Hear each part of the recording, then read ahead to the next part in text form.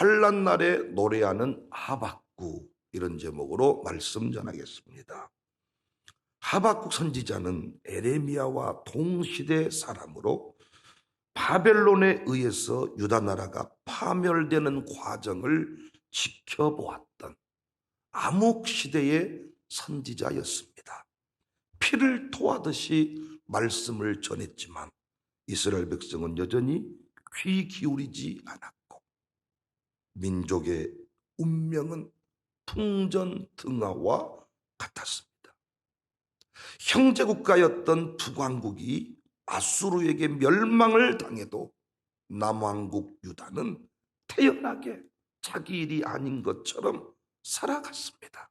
이런 상황에 갑자기 바벨론이라는 나라가 나타나서 아수르도 멸하고 애굽을 멸하고 궁극적으로 유다를 친다는 거예요. 이 소식이 들려왔을 때 하박국은 자신의 감정을 표현합니다. 16절, 내가 들었으므로 창자가 흔들렸고 그 목소리로 말미암아 내 입술이 떨렸도다. 무리가 우리를 치러 올라오는 환난 날을 내가 기다림으로 썩이는 것이 내 뼈에 들어왔으며 내 몸은 내 초소에서 떨리는 도다. 그런데 하박국은 노래합니다. 오늘 본문 16절 이하 그 내용을 가지고 만든 노래, 무화과 나뭇잎이 마르고 포도 열매가 없어도 난 여호와로 말미암아 즐거워하리 즐거워하리. 하박국의 노래가 우리의 노래가 되었습니다. 사랑하는 여러분, 성도는 노래하는 사람이에요. 제가 어제까지도 말씀을 전했지만은 아버지와 함께 기쁨을 누리는 것이 신앙생활의 핵심입니다. 이 교회 안에서 기쁨 누리지 못하다는 것은 탕자의 길을 가고 있는 거예요. 기쁨을 노래하자. 계시록에 보니까 어떤 환난 속에서도 새 노래를 부르는 사람이 성도입니다. 우리 교회 새 노래의 주인공들이 됩시다. 어떤 환난을 만나도 어떤 시련을 만나도 궁극적으로 노래의 제목을 삼고 노래의 역사를 만들어가는 우리 교회가 됩시다. 환난 날에 노래하는 하박국, 첫 번째 내용, 죽게 대한 소문을 듣고 놀랐다 합니다. 2절, 여호와여 내가 죽게 대한 소문을 듣고 놀랐나이다. 어떻게 환난 날에 노래할 수 있었는가? 죽게 대한 소문을 듣고 놀랐습니다. 3절에 하나님이 대만에서부터 오시며 거룩한 자가 바란산에서부터 오시는도다. 그의 영광이 하늘을 덮었고 그의 찬송이 세계에 가득하도다. 이런 말씀이 나오거든요.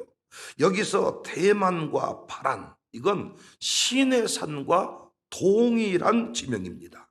신음하던 백성을 구원하시기 위하여 모세에게 찾아오셨던 곳, 말씀하시면서 약속을 주셨던 곳, 역사의 뿌리를 파보니까 하나님이 나왔어요. 그러니까 하박국은 모든 것이 불합리하게 느껴졌습니다. 모든 것이 이해할 수 없는 상황이라 판단했습니다. 그런데 하나님과 깊은 교제, 묵상을 통하여서 전능하신 하나님의 통치에 관하여 깨닫게 되었습니다. 다스리시는 하나님, 보호하시는 하나님에 관하여 깊은 묵상이 이루어졌어요. 그래서 노래할 수 있었습니다. 위기 중에, 환난 중에 노래하고 싶다면 말씀으로 응답을 얻으시기 바랍니다. 말씀으로 응답을 얻지 못하면 절대 노래할 수 없어요. 위기 중에 말씀을 통하여 하나님을 다시 만나고 말씀을 통하여 응답을 얻으면 노래할 수 있습니다. 예수님 당시에도 예수님에 관한 소문을 듣고 많은 사람이 나와서 기적의 주인공이 되었습니다. 우리도 위기 극복 경험이 있어서 알고 있잖아요. 어디로 가야 할지 답답합니다. 무엇보다 불합리해 보이는 상황들이 우리를 힘들게 합니다. 왜 기도 많이 한 사람이, 왜 우리 교회가, 왜 이 불합리해 보이는 상황 때문에 힘든 거예요. 그때 필요한 게 말씀의 교통정리입니다. 말씀을 딱 들으면 교통정리가 되면서 불평이 아니라 노래가 터져나오는 거예요. 하박국 선지자의 최대 불만은 왜 유다가 문제였지만은 이보다 더 악한 바벨론을 들어서 유다를 치냐는 거야. 여기에 분노했어요. 이때 하나님이 2장 3절에 보니까 이 묵시는 정한 때가 있나니 그 종말이 속히 이르겠고 결코 거짓되지 아니하리라. 비록 더딜지라도 기다리라. 지체되지 않고 반드시 응한다. 결론적으로 바벨론도 심판하신다.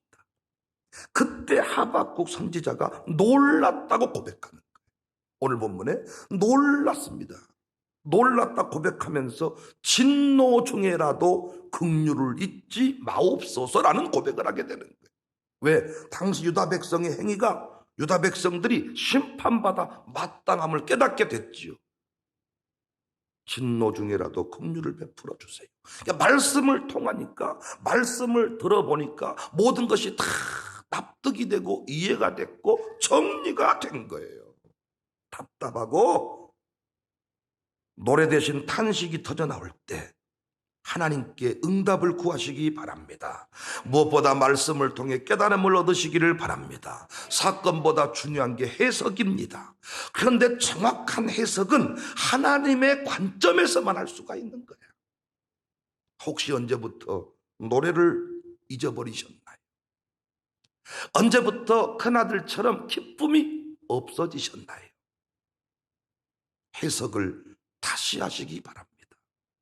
예배가 중요하고 공동체와의 교제가 중요한 이유가 여기 있습니다.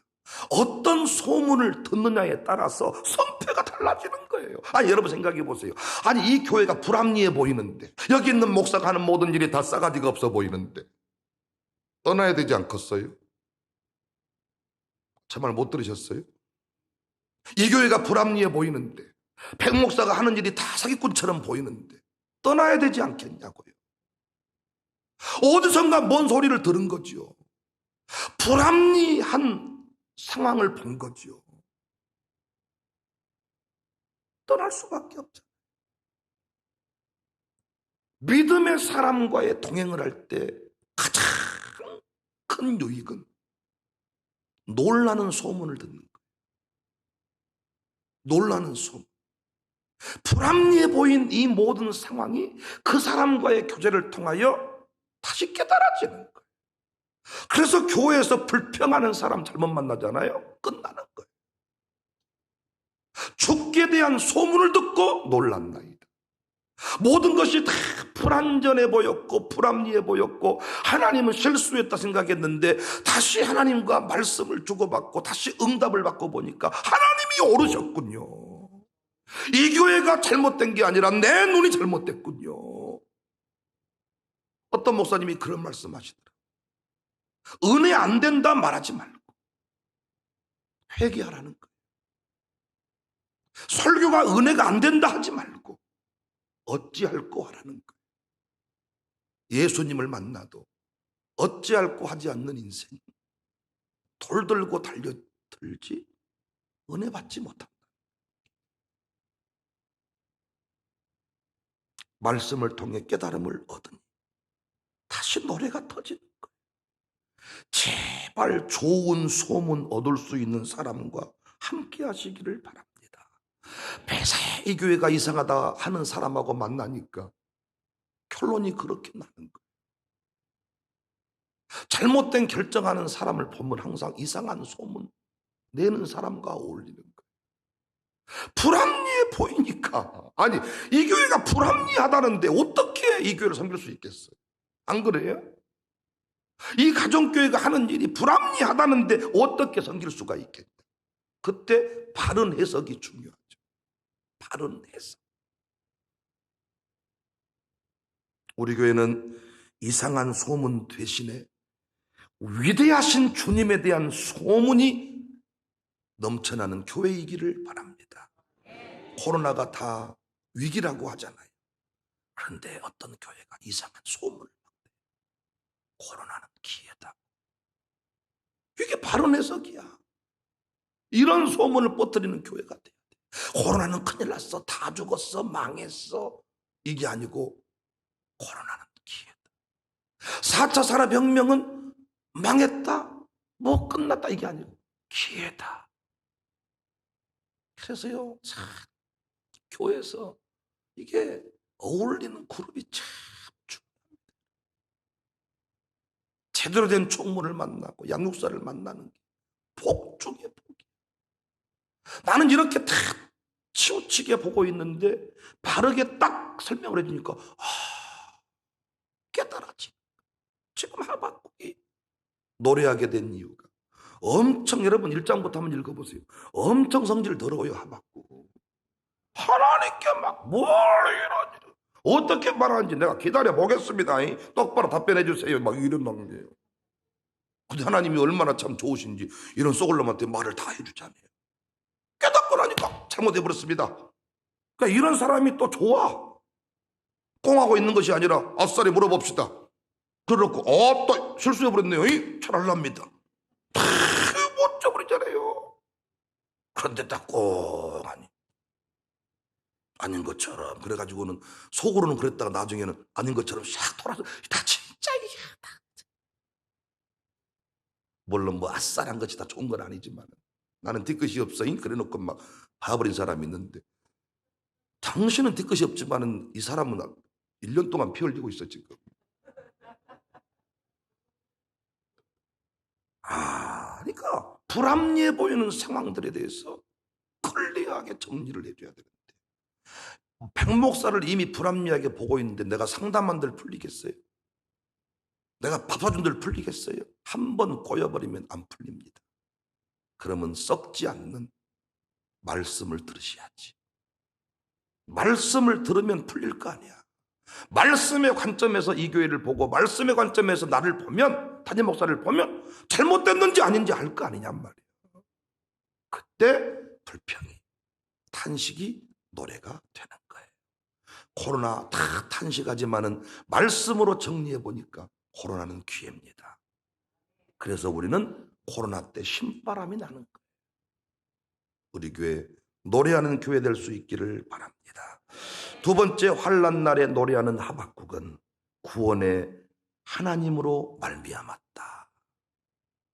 구원의 하나님으로 말미암았다. 18절, 나는 여호와로 말미암아 즐거워하며 나의 구원의 하나님으로 말미암아 기뻐하리로다. 여러분과 제가 평생 노래할 수 있고 기뻐할 수 있는 유일무이한 이유는 구원입니다. 구원. 이스라엘 백성들에게 명령한 절기의 첫 번째가 6월절입니다. 하박국이 노래한 이유도 구원의 하나님을 다시 만난 거예요. 지금까지 구원하신 하나님, 앞으로도 구원하실 하나님을 묵상하니까 유다가 멸망당한다고 해도 기뻐할 수가 있었던 거예요. 이 고난 중에, 이 환난 중에도 하나님의 구원의 역사는 계속된다는 것을 믿게 된 거예요. 그래서 고백한 거예요. 하나님, 진노 중이라도 긍휼을 잊지 마옵소서. 하나님의 뜻을 행하시되 우리를 향한 구원의 역사는 계속될 줄로 믿습니다. 그 긍휼이 실제로 나타났잖아요. 70년 만에 유다가 돌아오잖아요. 무덤을 열고 뼈가 나온 것과 같은 이야기야. 그런데 실제로 돌아왔습니다. 하나님이 구원하셨습니다. 그런데 오늘 본문을 보시면 하박국은 창자가 떨린다는 고백을 하고 있는 거예요. 창자가 떨립니다. 16절, 내가 들었으므로 내 창자가 흔들렸고 그 목소리로 말미암아 내 입술이 떨렸도다. 무리가 우리를 치러 올라오는 환난 날을 내가 기다림으로 썩이는 것이 내 뼈에 들어왔으면 내 몸은 내 처소에서 떨리는도다. 바벨론 침공을 앞둔 상황, 그들로 인해서 황폐해질 것을 또 이야기하는데, 처참하죠. 열매가 없고 소가 없고. 우리는 일제강점기를 지나봐서 얼마나 처참한지를 알고 있습니다. 하지만 결론적으로 하박국은 19절에 주 여호와는 나의 힘이시다. 사랑하는 성도님들, 환난 중에 노래할 수 있다는 것은 구원의 확신을 가질 때입니다. 구원의 확신, 승리의 확신 가지시기를 바랍니다. 코로나 때도 노래하는 기업은, 노래하는 교회는, 우리 교회는 부흥한다는 것을 믿는 목사이고 교회입니다. 코로나 때 우리 교회는 쫄딱 망할 거야, 반토막 날 거야, 끝장날 거야가 아니라 오히려 이 코로나 때에도 하나님은 구원하실 백성을 구원하실 거야, 반드시 이루실 일을 이루실 거야, 구원의 확신을 꼭 좀 믿으시기를 바랍니다. 여러 차례 얘기했지만 이 구원을 이해할 때 우리는 이미와 아직을 알아야 된다 그랬잖아요. 이미 주어진 구원인데 아직 완성되지 아니한 구원이에요. 그래서 뭐가 필요해? 오늘의 은혜가 필요한 거예요. 이미와 아직의 사이에 있는 오늘 여러분과 제가 은혜를 받아야 되는데, 은혜를 받으면 구원의 확신이 넘쳐나게 되는 것입니다. 오늘 구원을 받아야 돼. 오늘 은혜를 받으셔야 돼. 내가 누구인지를 깨닫는 게 중요한 거예요. 그래서 하박국은 고백하는, 진노 중에라도 긍휼을 베풀어 주세요. 다 쓸어버릴지라도 하나님이 나를 구원하실 줄로 믿습니다. 그 얘기잖아요. 다 망할지라도 내 기업은 하나님이 되게 하실 줄로 믿습니다. 이게 이기적인 기도 같지만 그게 아니죠. 흘러 넘쳐가는 인생이기 때문에 통로가 되겠다는 거잖아요, 여러분. 주는 주의 일을 수년 내에 부흥하게 하옵소서. 하나님의 그 부흥의 역사가 이 고난 중에, 이 환난 중에 이루어지겠군요. 왜? 그렇게 선지자가 절에도 안 들어먹어 말을, 이 백성이. 그래서 하나님이 불가피하게 바벨론을 들어서 생각지도 못했던 나라지요. 아수르밖에 몰랐겠죠. 애굽밖에 몰랐겠죠. 그런데 바벨론이 들어서 아수르를 때려버리는 거예요. 심판을 얘기할 때 아이고 어떻게 하루아침에 그 음료가 없어져요? 한시에 하루에 망한다는 사건을 사람들은 이해를 못합니다. 하나님의 심판의 역사를 몰라. 그래서 돈 있는 사람들은요, 한 방에 어떻게 망하냐는 거예요. 이거 다 쓰고 죽을래 다 못 쓰고 죽겠네. 그런데 망하는 거 보니까 한 방에 망해버리더라고요. 한 방에 끝나버리는 거예요. 그래서 이 고난의 때에 오히려 부흥의 역사가 일어나겠군요. 영적으로 본 거잖아요. 이들이 듣지 않았는데 이 진노 가운데서 드디어 돌이키겠군요. 하나님 부흥을 이루어 주세요. 그래서 고백이 터져 나오는 거예요. 구원의 하나님으로 인하여. 이 사건이 이 백성을 망하게 하는 사건이 아니고 구원 사건이었군요.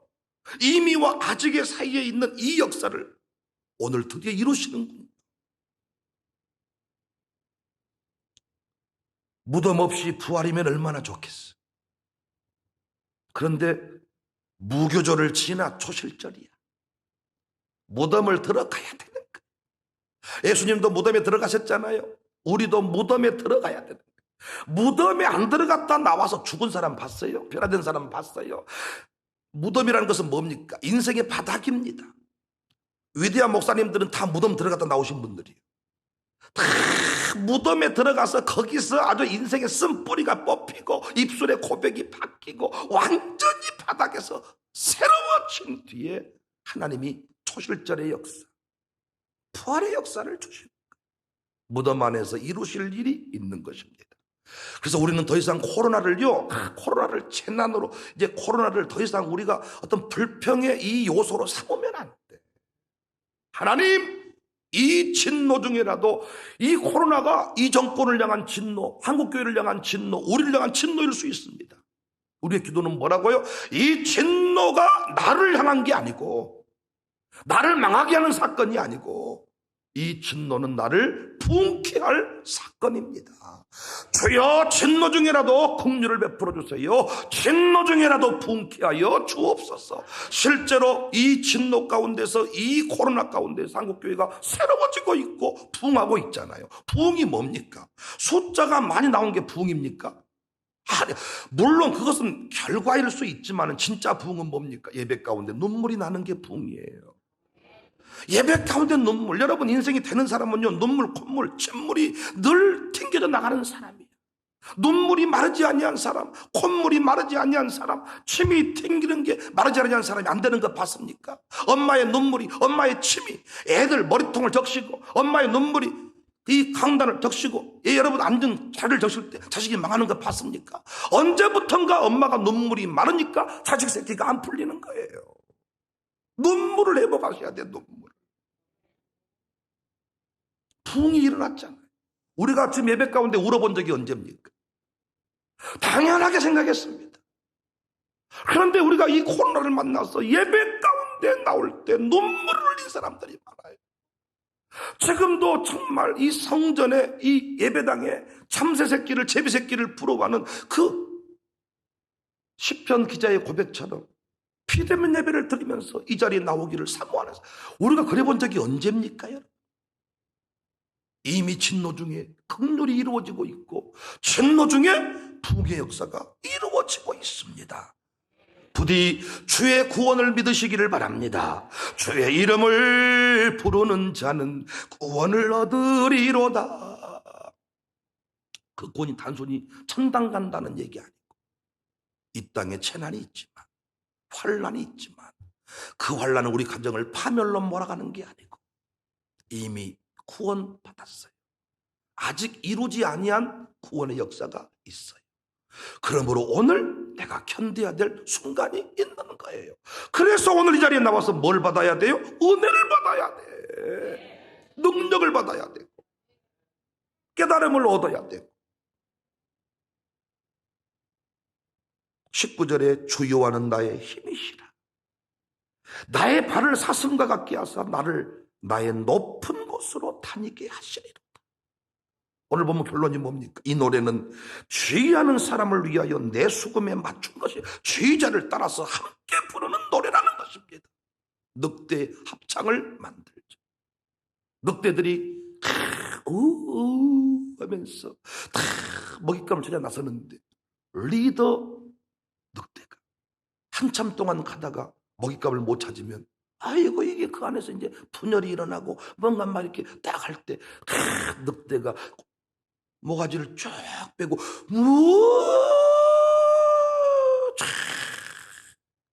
이러면 다른 들이 그래서 하나가 딱 된다는 거예요.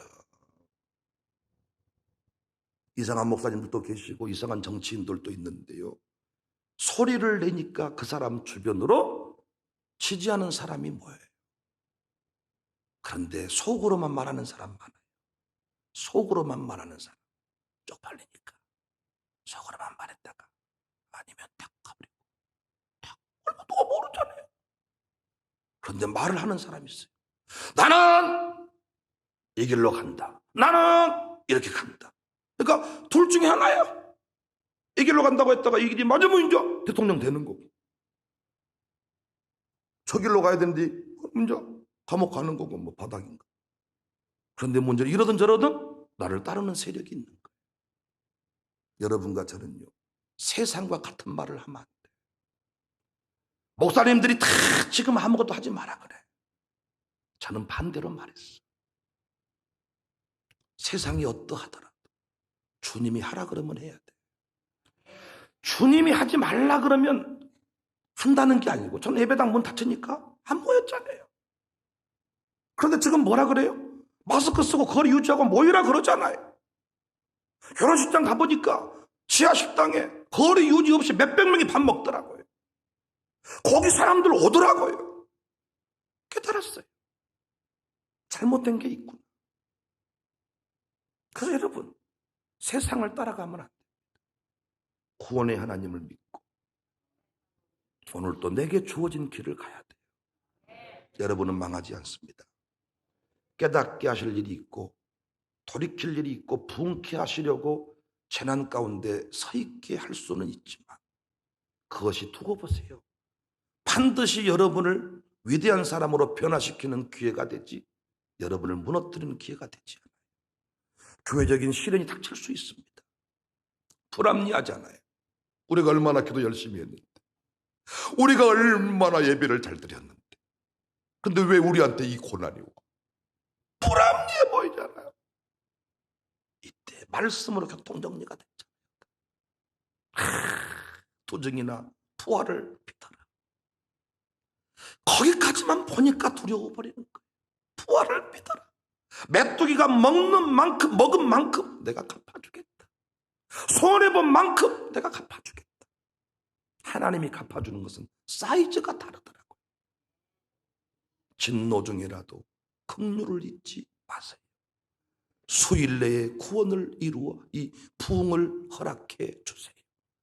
구원의 확신 가지시기를 바랍니다. 어떤 상황 속에서도 구원을 노래하시기 바랍니다. 모든 재난, 환난 다 성도의 구원 사건임을 믿으시기 바랍니다. 코로나도 구원 사건입니다. 구원의 하나님으로 인하여 기뻐하고 즐거워하시기를 바랍니다. 아들, 딸들이 힘들어서 지금 통곡하고 있습니까?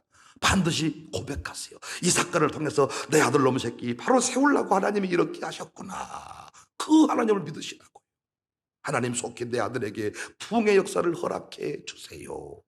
사업장이 흔들흔들 됩니까? 하나님 이번 기회에 구원의 역사, 부흥의 역사 허락하시려고. 하나님 내가 돌아갑니다. 주께로 돌아갑니다. 역사가 일어나는 것입니다. 우리 교회는 끝까지 노래하는 교회가 됩시다. 웃으며 행복함을 고백하는 교회가 됩시다. 절망을 노래하지 말고, 탄식을 노래하지 말고, 희망을 노래하는, 소망을 노래하는, 상급을 노래하는 복된 교회가 될 수 있기를 주님의 이름으로 축복합니다.